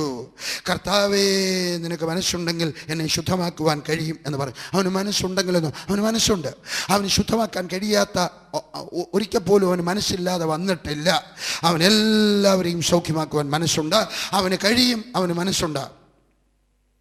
ഞാനൊരിക്കൽ, കഥകൾ ഒത്തിരി വരുന്നു, ഞാനൊരിക്കൽ കോട്ടയത്ത് ഡോക്ടർ ബെഞ്ചമിൻ ജോർജിൻ്റെ വീട് ഡെഡിക്കേറ്റ് ചെയ്തിട്ട് അവിടെ ഇരിക്കുകയാണ്, വീട്ടിലിരിക്കുകയാണ്. ഞാൻ ഒത്തിരി തളർന്നു. കാരണം രാവിലെ ഒരു പ്രസംഗം, ഇനി വൈകിട്ട് ഒരു പ്രസംഗമായി. രാവിലെ ഒരു പ്രസംഗം, ഉച്ച കഴിഞ്ഞിട്ട് വീട് ഡെഡിക്കേറ്റ് ചെയ്തു, ഇനിയും വൈകിട്ട് ഒരു പ്രസംഗം കൂടെ. അപ്പം ഞാനവിടെ ഇരിക്കുകയാണ്. ഞാനവിടെ ഇരിക്കുമ്പോഴേ എൻ്റെ മുമ്പിൽ ഒരു മനുഷ്യൻ വന്നു. ഞാൻ പാൻറ്റും ഷൂസുമാണ് ആദ്യം കണ്ടത്. വില കൂടിയ പാൻറ്റാണ്. ഞാൻ മേളിലോട്ട് നോക്കിയപ്പോൾ സുന്ദരനായ ഒരു ചെറുപ്പക്കാരൻ, നല്ല കുടുംബത്തിലെ, എനിക്ക് മനസ്സിലായി നല്ല ജോലിയുള്ളതാണ്. നോക്കിയപ്പോൾ അടുത്തൊരു സ്ത്രീ നിൽപ്പുണ്ട്, അവരും കരയുന്നുണ്ട്, അവരുടെ ഒരു കുഞ്ഞുണ്ട്. ഞാൻ ചോദിച്ചു, ആ സ്ത്രീ കരയുന്നത് കണ്ടപ്പോൾ ഞാനങ്ങ് എഴുന്നേറ്റ്. എനിക്ക് കണ്ണുനീര് ഇഷ്ടപ്പെടാത്തൊരു കൂട്ടത്തിലാണ്, എങ്കിലും വേദന കൊണ്ട് കരയുന്നവരോട് എനിക്ക് അനുകമ്പയുണ്ട്. അതുകൊണ്ട് ഞാനങ്ങ് എഴുന്നേറ്റു. ഞാൻ ചോദിച്ചു, എന്താ കരയുന്നേ? അപ്പോൾ അദ്ദേഹത്തിൻ്റെ പറഞ്ഞു, ഞാൻ പാല ആശുപത്രിയിൽ, നിങ്ങൾ ആരെങ്കിലും പാല ആശുപത്രിയിൽ പോകുന്നെങ്കിൽ ചെന്നിട്ട് കാണണം ഈ ഡോക്ടറെ, ഡോക്ടർ അലക്സ് പറഞ്ഞു. ഞാൻ പാല ആശുപത്രിയിലെ ചെസ്റ്റ് സ്പെഷ്യലിസ്റ്റാണ്. 2 വർഷത്തിന് മുമ്പ് ബ്രദർ തിരുവനന്തപുരത്ത് വന്നപ്പോൾ ഞങ്ങൾ ബ്രദറിനെ വന്ന് കണ്ടു. ഞങ്ങൾക്ക് കുഞ്ഞുങ്ങളുണ്ടാകത്തില്ലായിരുന്നു. ഒരു ചെസ്റ്റ് സ്പെഷ്യലിസ്റ്റ്, ഒരു സ്പെഷ്യലിസ്റ്റ് ഡോക്ടർ പറയുമ്പോൾ അതിന് വിലയുണ്ട്. പറഞ്ഞ് ഞങ്ങൾക്ക് കുഞ്ഞുങ്ങൾ ഉണ്ടാകത്തില്ലായിരുന്നു. ബ്രദറിനെ ഞങ്ങൾ പ്രസംഗിക്കുന്ന വീട്ടിൽ വന്ന് കണ്ടിട്ട് പറഞ്ഞു, ബ്രദറെ ഞങ്ങൾക്ക് വേണ്ടി പ്രാർത്ഥിക്കണം. ബ്രദർ ഞങ്ങൾക്ക് 2 പേർക്ക് വേണ്ടിയും പ്രാർത്ഥിച്ചു. സ്വർഗസ്ഥനായ ദൈവം ഒരു കുഞ്ഞിനെ തന്നു. ആ കുഞ്ഞിനെ തന്നതിലുള്ള സന്തോഷം കൊണ്ട് ദൈവത്തോട് നന്ദി കൊണ്ട് കരയുകയാണ്. ഞാൻ പറയുന്നു, എൻ്റെ ദൈവത്തിന് മനസ്സുണ്ട്. നിനക്ക് കുഞ്ഞിനെ തരാൻ മനസ്സുണ്ട്, നിനക്ക് വിദ്യാഭ്യാസം തരാൻ മനസ്സുണ്ട്, നിനക്ക് കഴിവ് തരാൻ മനസ്സുണ്ട്, നിനക്ക് വീട് തരാൻ മനസ്സുണ്ട്, നിൻ്റെ രോഗത്തിൽ നിന്ന് നിനക്ക് വിടുതൽ തരുവാൻ, നിൻ്റെ സകല രോഗത്തിൽ നിന്നും വിടുതൽ തരുവാൻ അവന് മനസ്സുണ്ട്. നിൻ്റെ പുറം മാത്രമല്ല, നിൻ്റെ അകവും ശുദ്ധമാക്കുവാൻ എൻ്റെ ദൈവത്തിന് കഴിയും. ഞാൻ പറയുന്നത് കേട്ടാട്ടെ, നിൻ്റെ ശരീരത്തിൻ്റെ സൗഖ്യം ഇമ്പോർട്ടൻ്റ് ആണ്. പക്ഷേ ഏറ്റവും ഇമ്പോർട്ടൻ്റ് നിൻ്റെ ശരീരത്തിൻ്റെ സൗഖ്യമല്ല, നിൻ്റെ ആത്മാവിൻ്റെ സൗഖ്യമാണ്. അത് രണ്ടും തരുവാൻ എൻ്റെ ദൈവത്തിന് കഴിയും. അവന് മനസ്സുണ്ട്. 3-ാമത്തെ വാക്യം, അവൻ കൈ നീട്ടി അവനെ തൊട്ടു. കുഷ്ഠരോഗിയെ തൊടുന്നവനാ. ഞാൻ എപ്പോഴെല്ലാം കുഷ്ഠരോഗികൾക്ക് വേണ്ടി പ്രാർത്ഥിച്ചിട്ടുണ്ടോ, ഞാൻ ചെയ്യുന്നത് ഭോഷത്വമായിരിക്കാം, ഞാൻ എപ്പോഴെല്ലാം കുഷ്ഠരോഗികൾക്ക് വേണ്ടി പ്രാർത്ഥിച്ചിട്ടുണ്ടോ അപ്പോഴെല്ലാം കുഷ്ഠരോഗിയുടെ കൈയെടുത്ത് എൻ്റെ കൈക്കകത്ത് വെച്ച് മറ്റേ കൈ കൊണ്ട് മൂടി 2 കൈക്കും ഇടയ്ക്ക് വെച്ചുകൊണ്ട് ഞാൻ പ്രാർത്ഥിക്കാം. എൻ്റെ കയ്യിൽ അവരുടെ ചലമായിട്ടുണ്ട്. പക്ഷേ എങ്കിലും ഞാൻ ഒരിക്കലും ഭയപ്പെട്ടില്ല. ദൈവം എൻ്റെ ആദ്യം പറഞ്ഞാണ്, വർഗീശ ഭയപ്പെടാതെ നീ പ്രാർത്ഥിച്ചാൽ നിനക്ക് രോഗം വരത്തില്ല. ഞാൻ ഇന്ന് വരെ പ്രാർത്ഥിച്ചിട്ട് ഇന്ന് വരെ എനിക്ക് രോഗത്തിൻ്റെ ഒരു ലക്ഷണവും വന്നിട്ടില്ല. ദൈവത്തിന് സ്തോത്രം. എൻ്റെ യേശു കുഷ്ഠരോഗിയെ തൊട്ടു. ഞാൻ ചെയ്തുകൊണ്ട് നിങ്ങൾ ചെയ്യണമെന്ന് ഞാൻ പറയുന്നില്ല കേട്ടോ, അതെൻ്റെ വിശ്വാസമാണ്. അവൻ കുഷ്ഠരോഗിയെ തൊട്ടു. ഞാൻ പറയുന്നു, നിനക്കെത്ര വലിയ പാപമുണ്ടായിരുന്നാലും, നിനക്കെത്ര വലിയ രോഗമുണ്ടായിരുന്നാലും, മറ്റാരോടും പറയാൻ, നിനക്ക് ഡോക്ടറുടെ അടുക്കൽ പോലും പറയാൻ നിനക്ക് ലജ്ജയാണെങ്കിൽ, എൻ്റെ കർത്താവിൻ്റെ അടുക്കൽ പറയാമെങ്കിൽ അവൻ നിൻ്റെ അടുക്കൽ വരും, അവൻ നിന്നെ തൊടും. എന്നിട്ട് പറഞ്ഞു, എനിക്ക് മനസ്സുണ്ട്, നീ ശുദ്ധമാക എന്ന് പറഞ്ഞു. ഉടനെ കുഷ്ഠം മാറി അവൻ ശുദ്ധമായി. അവൻ പറഞ്ഞു, യേശു പറഞ്ഞു. അതുകൊണ്ട് നിങ്ങൾ എന്ത് ചെയ്യണം? നിങ്ങളുടെ പ്രശ്നത്തോട് പറയണം. നിങ്ങൾ എന്ത് ചെയ്യണം? നിങ്ങളുടെ വീടിനോട് പറയണം. നിങ്ങൾ എന്ത് എന്ന് പറഞ്ഞാൽ, നിങ്ങളുടെ വീട്ടിൽ കലഹമാണെന്ന് ചോദിച്ചു, അപ്പനും അമ്മയും കൂടെ അടിയാ. അന്നേരം നിങ്ങൾ എന്ത് കൊടുക്കണം? അറിയുന്നത്, എൻ്റെ ദൈവമേ ഈ വീട്ടിൽ എനിക്കങ്ങനെ ഇടയായിപ്പോലെ, എൻ്റെ ദൈവമേ ഇതിനേക്കാൾ നല്ല അങ്ങ് ചത്ത്, അങ്ങനെയല്ല പറയണം. യേശുവിൻ്റെ നാമത്തിൽ അമ്മയും അപ്പനും വഴക്കുണ്ടാക്കിപ്പിക്കുന്ന ദുഷ്ടാത്മാവ് യേശുവിൻ്റെ നാമത്തിൽ പോ. ചിലർ ചോദിക്കും, അങ്ങനെ പറയുമ്പം അവർ വഴക്ക് നിർത്തിയില്ലെങ്കിലോ? നിർത്തിയാലോ? പറയുക, രോഗത്തോട് പറയുക, പ്രയാസത്തോട് കൽപ്പിക്കുക, നിന്റെ പ്രശ്നത്തോട്. 4, യേശു പറഞ്ഞു, നോക്ക്, ആരോടും പറയരുത്. അവർക്ക് സാക്ഷ്യത്തിനായി ചെന്ന് നിന്നെ തന്നെ പുരോഹിതന് കാണിച്ച് മോശ കൽപ്പിച്ച വഴിപാട് കഴിക്കുക എന്ന് പറഞ്ഞാൽ, നീ ഒരു ചർച്ചിന് സബ്മിറ്റായിരിക്കണം. എന്തെങ്കിലും ദൈവം ചെയ്തു കഴിഞ്ഞാൽ പിന്നെ സർവതന്ത്ര സ്വതന്ത്രനായിട്ട് നടക്കരുത്. ചിലരങ്ങനെ, ഇവിടെ അല്ല, പഞ്ചാബിൽ ഇവിടെ അങ്ങനെ ഒരു കുഴപ്പമേ ഇല്ല. ചിലരുണ്ട് കേട്ടോ, 3 പ്രാവശ്യം ഹല്ലേലൂയ പറയാൻ പഠിച്ചു പോയി കഴിഞ്ഞാൽ പിന്നെ ഇൻഡിപെൻഡൻ്റ് പാസ്റ്ററാ. തെറ്റ്. നിങ്ങൾക്ക് ഒരു അപ്പോസ്തലൻ ഉണ്ടായിരിക്കണം, നിങ്ങൾക്ക് ഒരു സഭയുണ്ടായിരിക്കണം, നിങ്ങൾക്ക് ഒരു പിതാവുണ്ടായിരിക്കണം, നിങ്ങൾക്ക് ഒരു മാതാവുണ്ടായിരിക്കണം, നിങ്ങളൊരു സഭയിലെ അംഗമായിരിക്കണം. യേശുക്രിസ്തു പറഞ്ഞു, നിനക്ക് സൗഖ്യമായല്ലോ, ചെന്നിട്ട് പുരോഹിതന് കാണിച്ചു കൊടുത്ത് മോശ കൽപ്പിച്ച വഴിപാട് കഴിക്കുക. അതിന് വേറൊരു അർത്ഥം കൂടിയുണ്ട്, അത് ഞാൻ ആ ഭാഗത്തേക്ക് വരുന്നില്ല. ഞാൻ ഈ പറഞ്ഞതിന് സാരം, എൻ്റെ കർത്താവായ യേശു ക്രിസ്തു നിൻ്റെ സകല രോഗങ്ങൾക്കും മതിയായവനാണ്. നിൻ്റെ രോഗം എന്തായിരുന്നാലും, ഞാൻ പറയുന്നു, നിൻ്റെ രോഗം എന്തായിരുന്നാലും അവൻ സൗഖ്യമാക്കുവാൻ കഴിവുള്ളവനാണ്. 5ാമത്തെ പോയിന്റ്, അവന് ദൂരം ബാധകമല്ല, സമയവും ദൂരവും അവന് ബാധകമല്ല. ലൂക്കോസ് എഴുതിയ സുവിശേഷം 7-ാം അധ്യായം അതിൻ്റെ 2-ാമത്തെ വാക്യം. കഫർനഹൂമിൽ ഒരു ശതാധിപന് പ്രിയനായ ദാസൻ ദീനം പിടിച്ച് മരിപ്പാറായിരുന്നു. അവൻ യഹൂദനല്ല, അവൻ ക്രിസ്ത്യാനിയല്ല, ഒരു അന്യജാതിക്കാരനായ ഒരു മനുഷ്യൻ, ഒരു ശതാധിപൻ, 100 പേരുടെ എന്ന് പറഞ്ഞാൽ പട്ടാളത്തിലെ ഒരു കേണൽ, ഒരു ബ്രിഗേഡിയർ, ഒരു വലിയ ഓഫീസർ. അവൻ്റെ വേലക്കാരന് ദീനമായപ്പോൾ അവന് കരുണ തോന്നി. ഇനിയും പറയുന്നത് കേട്ടാട്ടെ, നിങ്ങളുടെ വീട്ടിലൊരു വേലക്കാരുണ്ടെങ്കിൽ അവരോട് ദയവ് തോന്നണം, ക്രൂരമായ മനസ്സ് മാറ്റിയെടുക്കണം. ഞാനൊരു ക്രൂരനായിരുന്നു.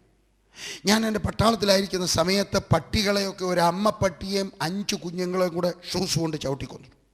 ക്രൂരനായിരുന്നു. എൻ്റെ അമ്മച്ചിയോട് ചോദിച്ചറിയാം, ക്രൂരനായിരുന്നു. എൻ്റെ അമ്മച്ചി ഒരു ദിവസം എൻ്റെ കളയാണ്ട് വഴക്ക് പറഞ്ഞു മിണ്ടിപ്പോകരുത്. അമ്മച്ചി പുറകിൽ നിന്ന് ഉടുപ്പെലിഞ്ഞ് പിടിച്ചു, ഉടുപ്പ് വലിച്ചു കയറി കൈ കൊടുത്തുമ്മച്ച് ഞാൻ അങ്ങ് ഇറങ്ങിപ്പോയി. ഞാനൊരു ക്രൂരനായിരുന്നു. എന്നാൽ യേശുവിൻ്റെ ഹൃദയത്തിൽ വന്നു കഴിഞ്ഞപ്പോൾ എനിക്കവനൊരു ആർദ്രകരണ തന്നു. കരയുന്നവരോട് എനിക്ക് കരച്ചിൽ വരും. സഹായിക്കാൻ ആരുമില്ലാത്തവരെ കാണുമ്പോൾ എൻ്റെ മനസ്സിനകത്തൊരു വെമ്പലാണ്. ഇവരെ സഹായിക്കുവാൻ കഴിഞ്ഞിരുന്നെങ്കിൽ. ഭാവികളെ കാണുമ്പോൾ എനിക്കൊരു വെമ്പലാണ്. ഞാൻ പറയുന്നു, യേശുവിൻ്റെ മനോഭാവം നമ്മളിൽ ഉണ്ടായി വരണം.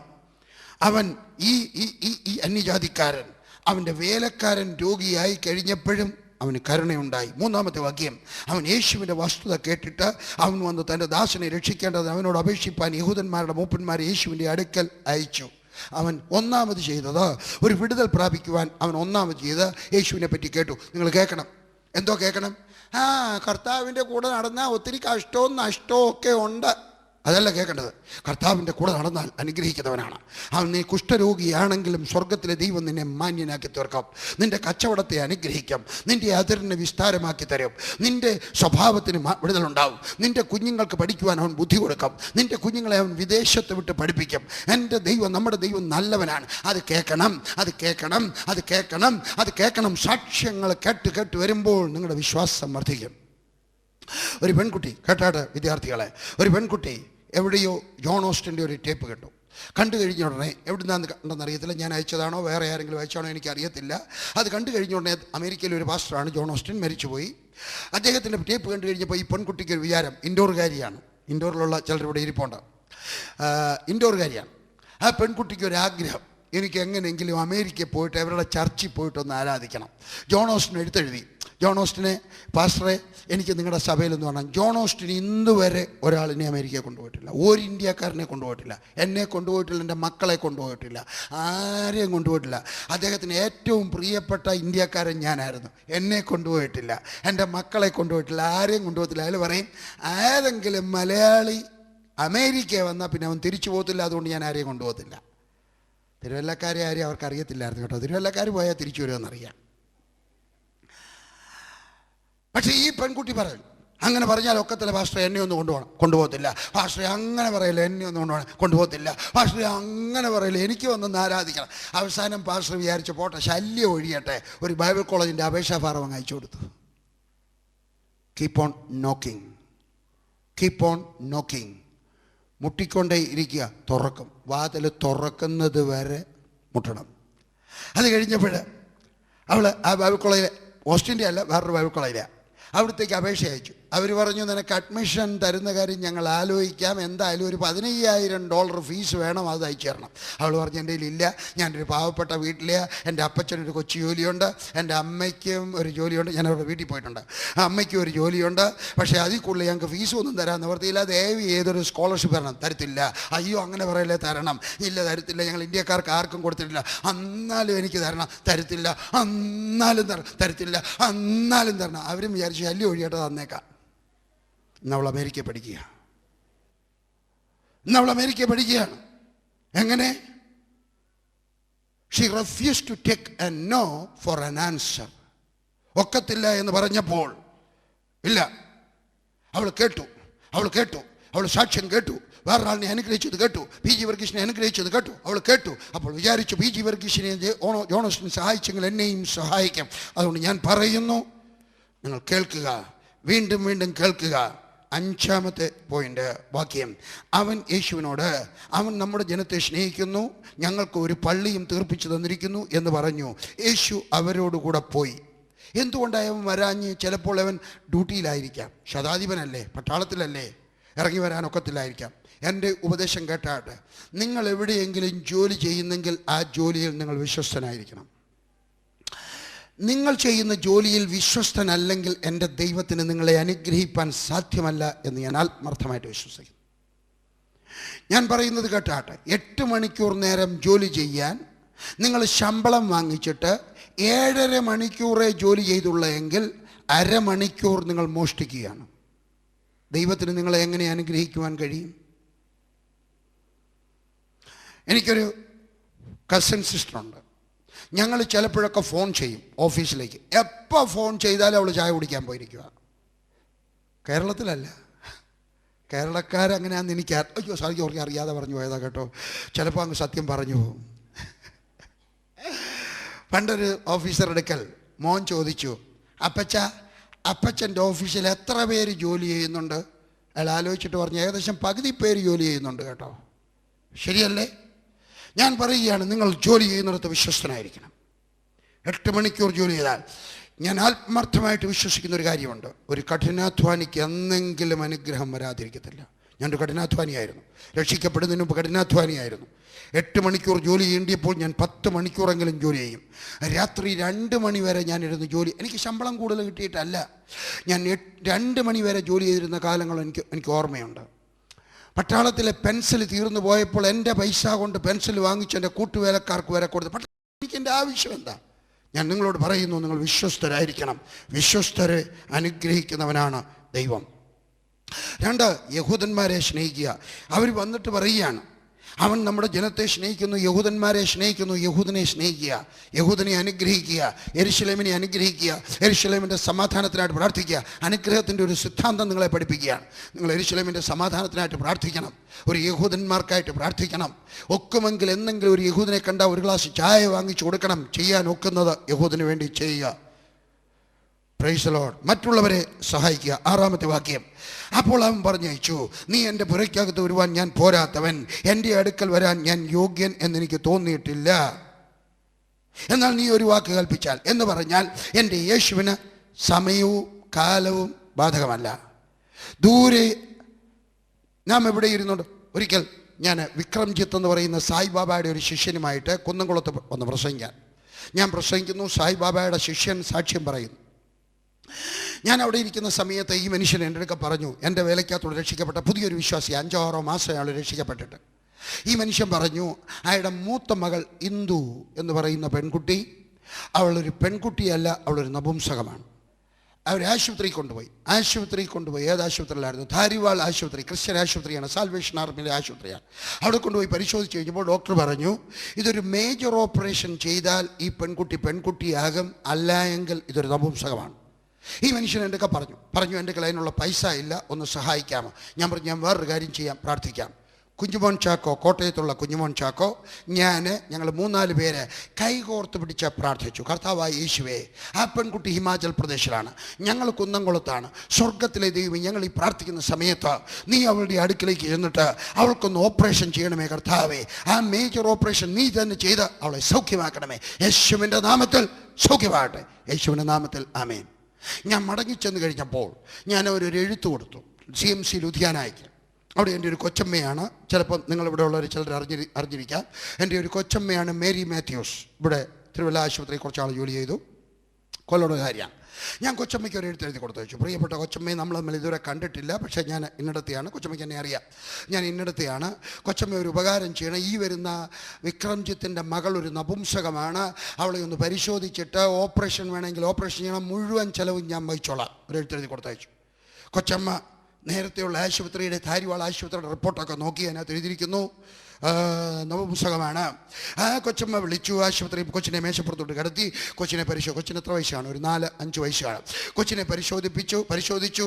എന്നിട്ട് നോക്കിയപ്പോൾ ഒരു സംശയം. വേറൊരു ഡോക്ടറെ വിളിച്ചു, അവർക്കൊരു സംശയം. മൂന്നാമതൊരു ഡോക്ടറെ വിളിച്ചു, സംശയം. 5-6 ഡോക്ടർമാരൂടെ പരിശോധിച്ച് വെച്ച് എഴുതി കൊടുത്തു. According to the previous medical report, this girl was a eunuch.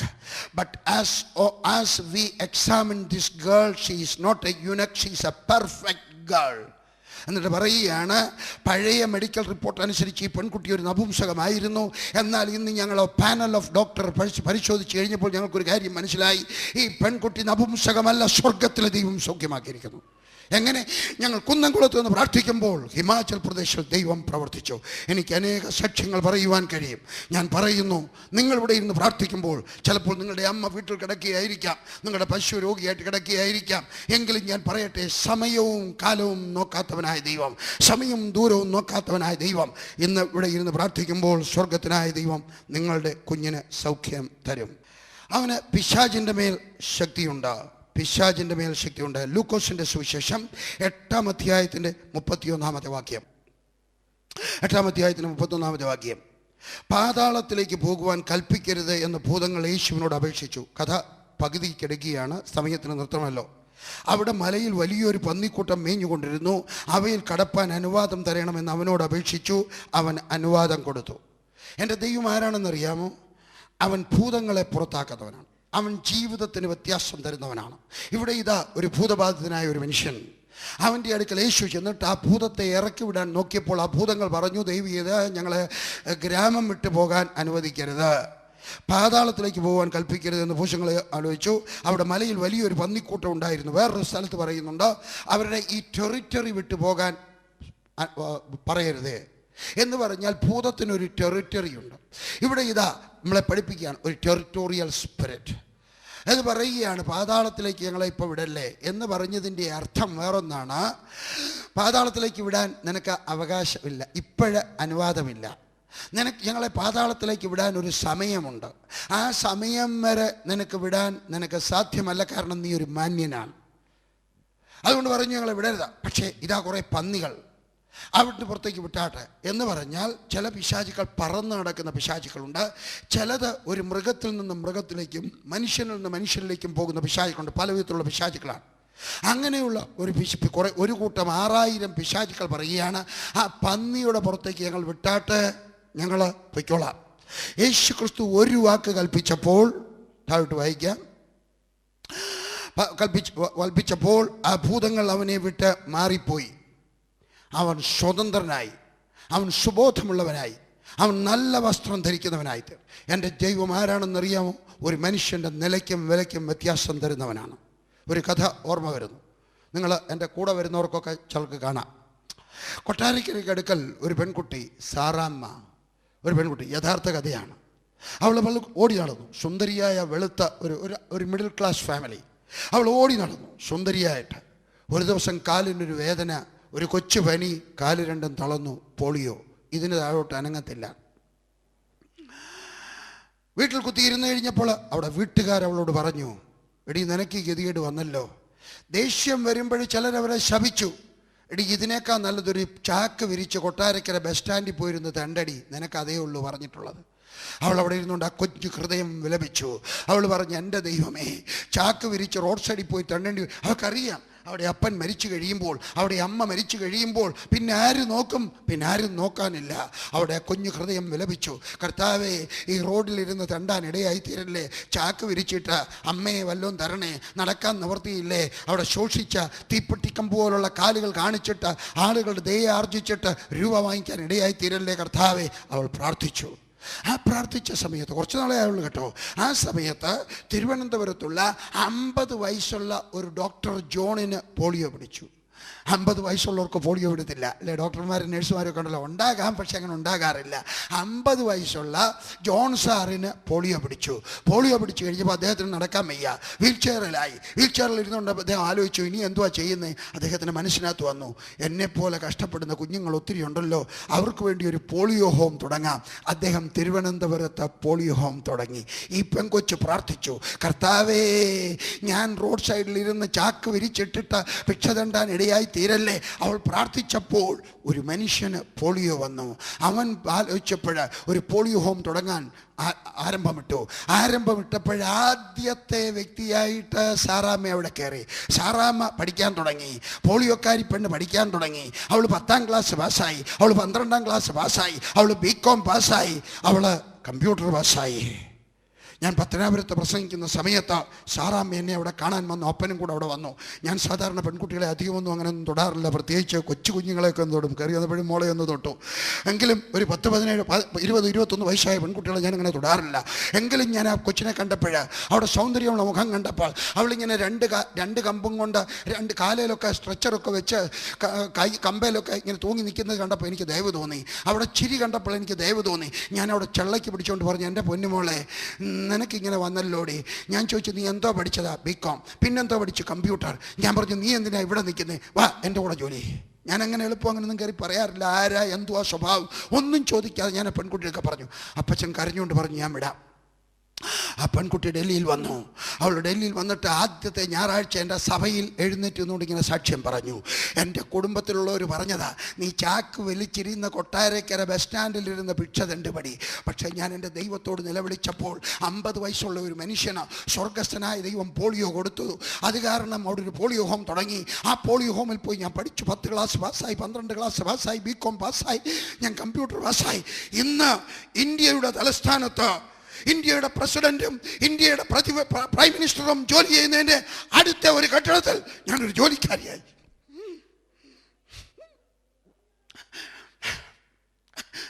എൻ്റെ ദൈവം ആരാണെന്ന് അറിയാമോ? നിന്നെ ഭിക്ഷ കണ്ടാൻ അനുവദിക്കാത്ത ദൈവമാണ്. നീ അവനിൽ ആശ്രയം വയ്ക്കാമെങ്കിൽ എൻ്റെ ദൈവം നിന്റെ കൈക്ക് പിടിച്ച് ഉയർത്തുന്ന ദൈവമാണ്. നിന്റെ സ്ഥിതിക്ക് വ്യത്യാസം തരുന്ന ദൈവമാണ് എൻ്റെ ദൈവം.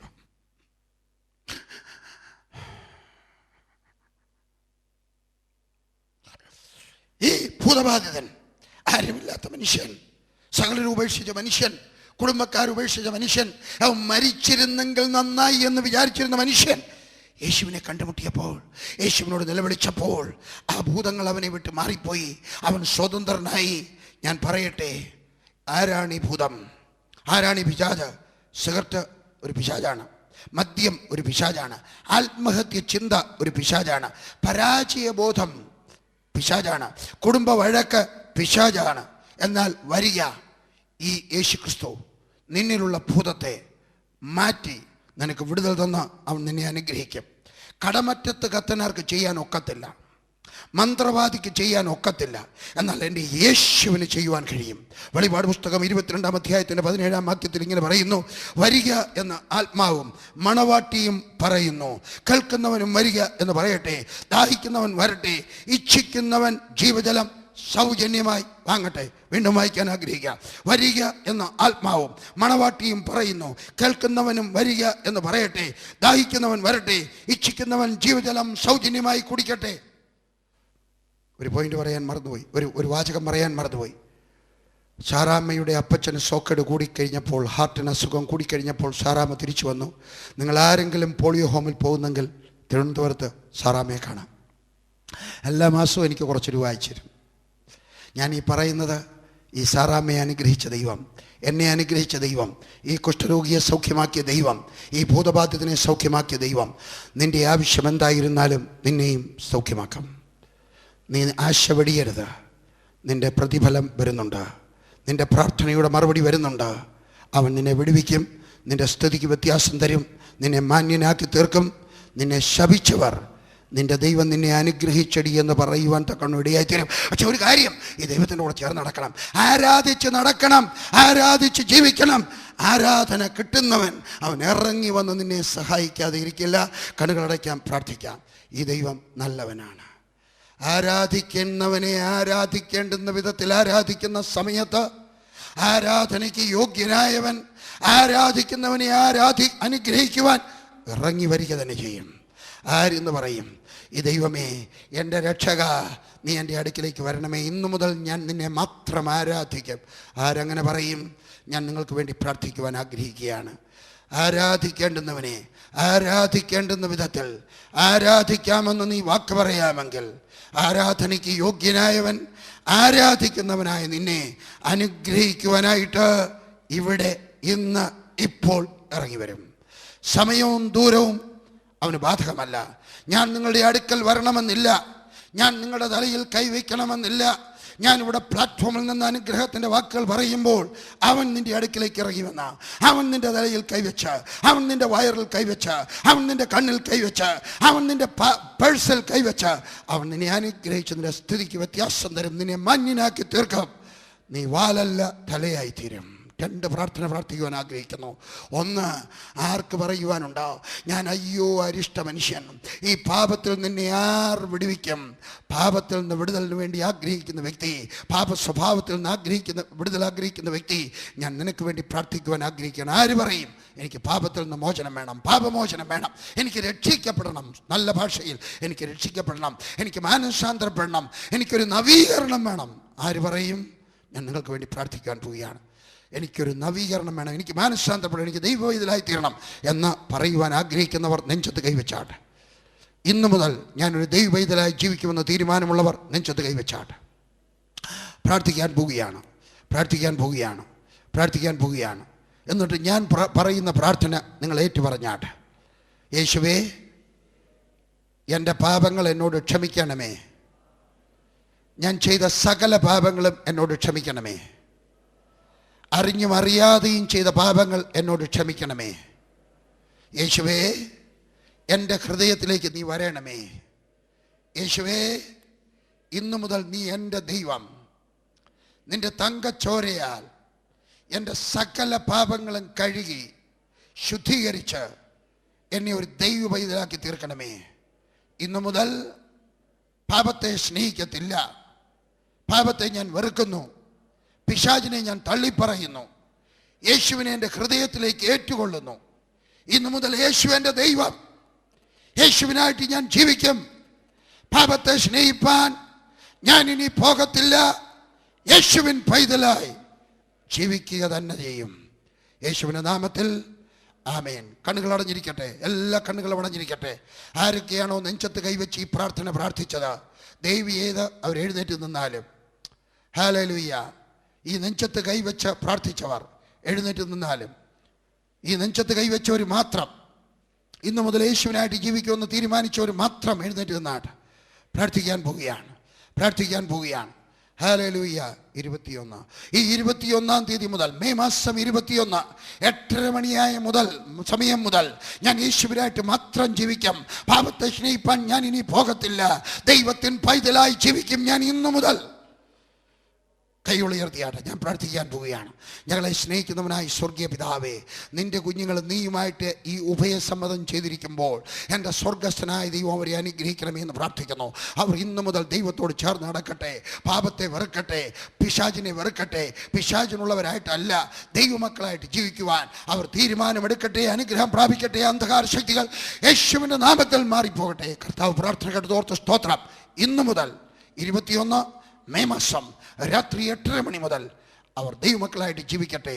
അവരുടെ പേര് സ്വർഗത്തിൽ നീ എഴുതിയതോർത്ത് സ്തോത്രം. യേശുവിൻ്റെ നാമത്തിൽ തന്നെ, യേശുവിൻ്റെ നാമത്തിൽ തന്നെ. ആമേൻ, ആമേൻ.